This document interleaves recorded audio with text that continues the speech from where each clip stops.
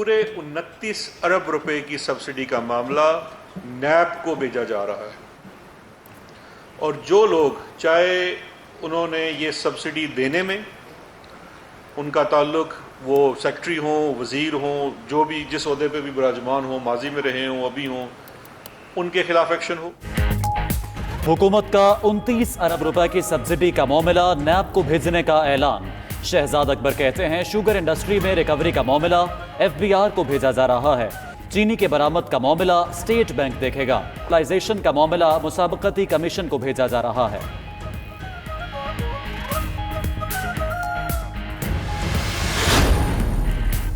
वज़ीर आज़म को पिछले 20-25 साल की सब्सिडी के खिलाफ रेफरेंस नैब को अरसाल करने की फैसला। शहजाद अकबर का कहना है शुगर की 5 साल फॉरेंसिक रिपोर्ट में बहुत ज़्यादती नज़र आ रही है। 90 की दहाई में एक बड़े ख़ानदान ने भारत को बहुत ज़्यादा चीनी सप्लाई की और बहुत ज़्यादा सब्सिडी वसूल की।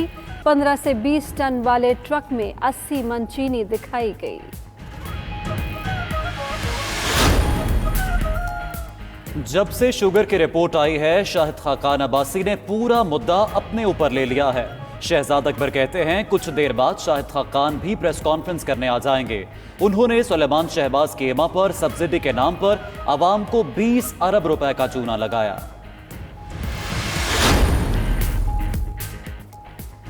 हुकूमत ताकतवर ATMs को जहाज में बिठाकर और भगाकर खुद एहतिसाबी का दर्स दे रही है। नून लीग की तर्जुमान मरियम औरंगजेब का कहना है ताकतवरों की तजोरियां भरने का एहतिसाब ड्रामा न करें। वज़ीर आज़म की शुगर इंक्वायरी कमीशन की रिपोर्ट पर अमल दरामद की मंजूरी। बैरिस्टर शहजाद अकबर ने इमरान खान से मुलाकात भी की। वज़ीर आज़म से पंजाब और खैबर पख्तूनख्वा के वज़राए आला की मुलाकात। सूबाई हुकूमतों के उमूर पर बातचीत। उस्मान बुज़दार ने अहम फैसलों पर एतमाद में लिया। जनूबी पंजाब के इंतजामी ढांचे पर ब्रीफिंग।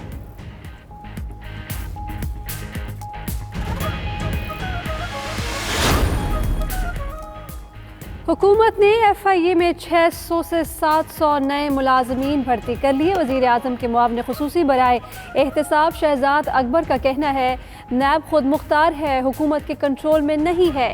अगर केसेस की वजह से नैब पर इजाफी बोझ आता है तो हुकूमत सहूलियात देने की पाबंद होगी। एहतसाब अदालतों में जजेस की तादाद बढ़ाने पर काम हो रहा है। सुप्रीम कोर्ट के मोहतरम चीफ जस्टिस साहब की एक ऑब्जर्वेशन को इस्तेमाल किया जा रहा है और उस ऑब्जर्वेशन को बहाना बनाकर, उसको जवाज बनाकर 9,500 के करीब पाकिस्तान स्टील मिल के मुलाजमीन को निकालने का फैसला कर दिया गया है। 19,000 एकड़ ज़मीन जिसकी मिल्कियत, जिसका मालिक सूबा सिंध है, सिंध की सूबाई हुकूमत है। और अगर वफाकी हुकूमत ने CCI की मंजूरी के बगैर सूबा सिंध की हुकूमत को एतमाद में लिए बगैर कोई फैसला किया तो हम उसको रेजिस्ट करेंगे और हम उसको नहीं होने देंगे। पीपल्स पार्टी का पाकिस्तान स्टील मिल्स के मुलाजमों को निकालने के फैसले की मज़ाहमत का ऐलान। सूबाई वजीर सईद गनी कहते हैं सुप्रीम कोर्ट के ऑब्जर्वेशन को जवाज बनाकर मुलाजिमों को निकाला जा रहा है। स्टील मिल्स वफाक से नहीं चलती तो सिंध चलाने को तैयार है। मिल्स की 19,000 एकड़ जमीन सिंध हुकूमत की मलकियत है।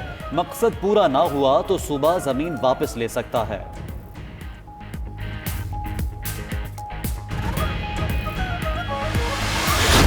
रियाज चौहान कहते हैं मुराद अली शाह वफाक के साथ मीटिंग्स में कुछ और तय करते हैं, बिलावल के हुजूर जाकर रवैया तब्दील हो जाता है। उधर फिरदौस शमीम नकवी का एक बार फिर वजीर आज़म से सिंध के मामलात अपने हाथ में लेने का मुतालबा।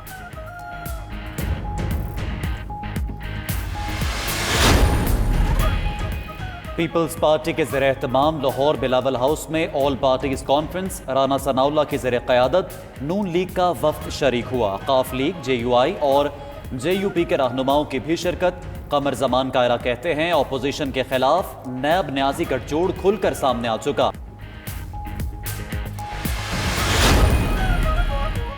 आमदन से जायद इसासजात केस। शहबाज शरीफ का 9 जून को नैब ऑफिस में पेश होने का फैसला। ज़राए के मुताबिक शहबाज शरीफ ने अपनी कानूनी टीम से तफसीली मुशावरत भी कर ली। नैब लाहौर में पेशी के मौके पर कारकुनों को भी कॉल दी जाएगी।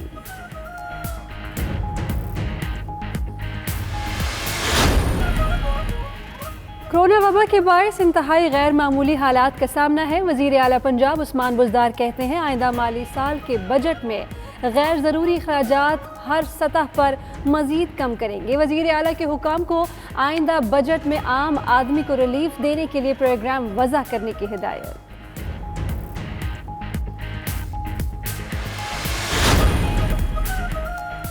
लाहौर में आटे की कीमतों में एक बार फिर इजाफा। 20 किलो थैले की कीमत 972 रुपए कर दी गई।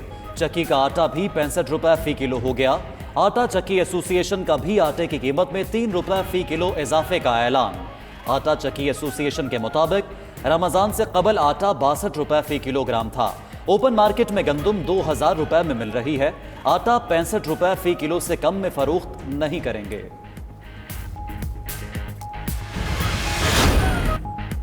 अमरीकी नुमाइंदे खुसूसी का खित्ते का दौरा, कतर पहुँच गए, चंद रोज़ में पाकिस्तान पहुँचेंगे। ज़राए के मुताबिक ज़ल्मे खलीलजाद पाकिस्तानी हुकाम से मुलाकातें करेंगे। तमाम अफ़गान फ़रीक़ैन के माबैन मुज़ाकरात के इनेक़ाद पर तवज्जो मरकूज़ रखेंगे। तालिबान अमन मुआहदे के इतलाक़, तमाम तयशुदा उमूर पर मौसर अमल दरामद पर जोर देंगे।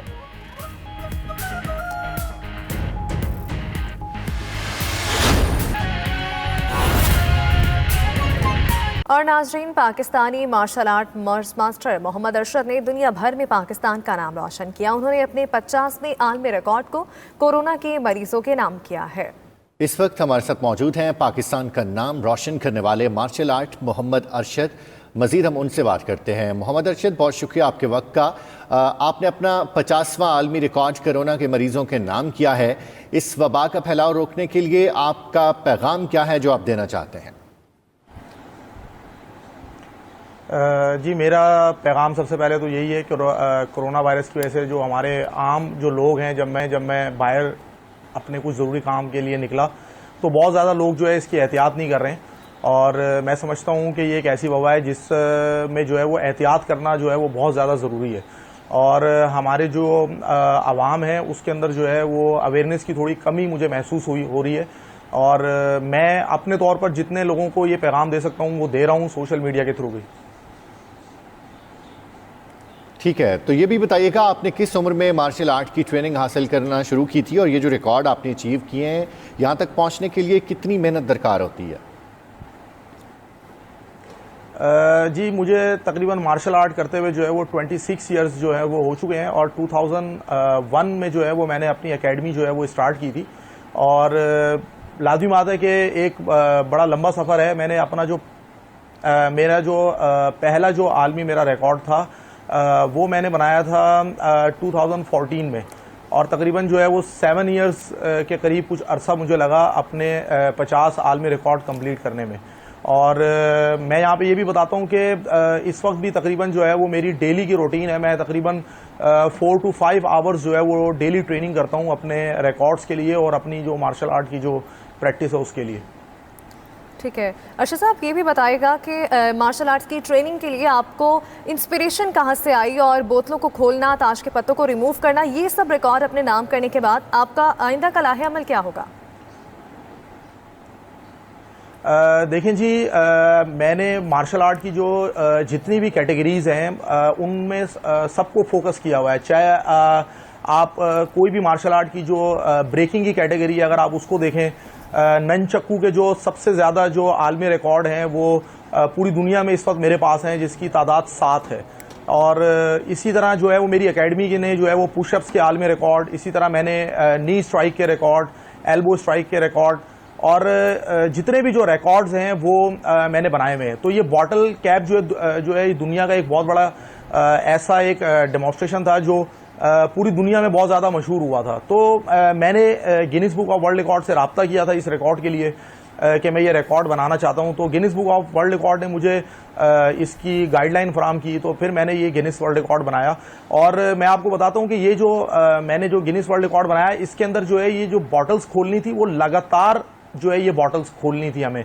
अगर बीच में मैंने 29 बॉटल्स जो हैं वो लगातार खोली थी, और अगर कोई भी किक मेरी मिस हो जाती तो ये रिकॉर्ड जो है वो डिसअप्रूव हो जाता।